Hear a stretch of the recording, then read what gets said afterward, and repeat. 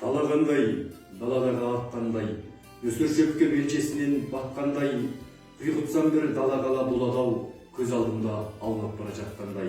Арғымақ деген кітабында осындай өлең жолдарын арнаған қазақтың белгілі нар тұлғасы Олжас Сүлейменов дәл бүгін 85 жасқа толып отыр. Осындай ұлтының ұйытқысы бола білген, халықтың қамын жеген, қайтпас қайсар тау тұлғамызға бүгін іс-шара арнамақпыз. Қабыл алыңыздар. Олжас Сүлейменов 1936 жылы 18 мамыр күні Алматы облысында дүниеге келген.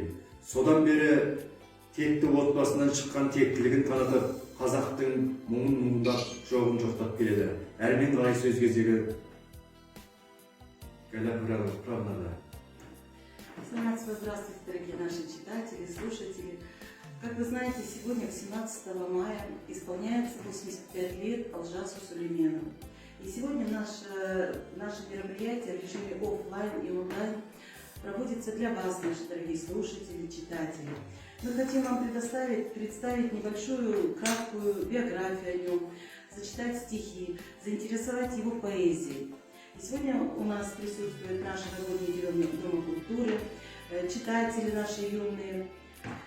Я предлагаю краткую биографию. Олжас Сүлейменов – один из ярких фигур казахской поэзии 60-80-х годов. Его книга «Азия» о слове полку Игореве вызвала бурные споры среди филологов и читателей. Мир знает его как лидера движения Невада-Семипалатин.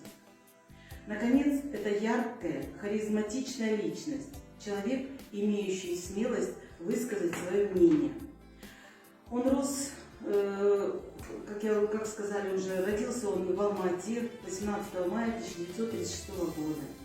Он привык в окнах видеть горы и всегда восхищался ими. Мальчик рос у бабушки с дедушкой. У него много произведений, которые вы видите сейчас на выставке выставлены. Писал он много книг, стихов, поэм. И одно из его самых выдающихся произведений – это «Земля, поклонись человеку». Вот это произведение, которое он написал, буквально 11 апреля его попросили написать стихотворение, посвященное космосу. И он 12 апреля уже в 1961 году он уже написал вот эту поэму.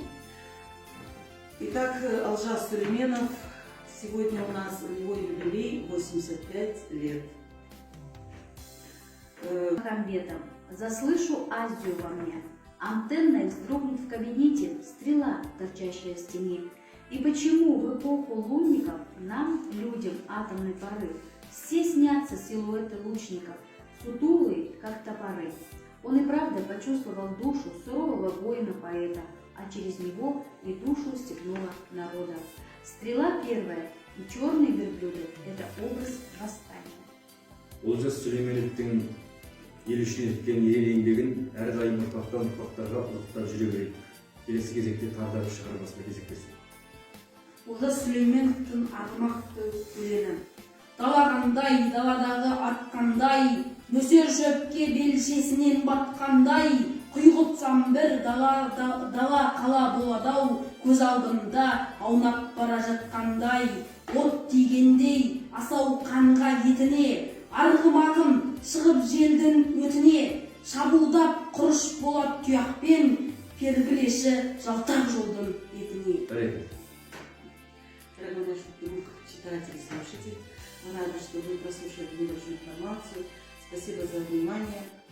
И мы ждем вас, чтобы приняли участие и прочитали Олжаса Сүлейменова.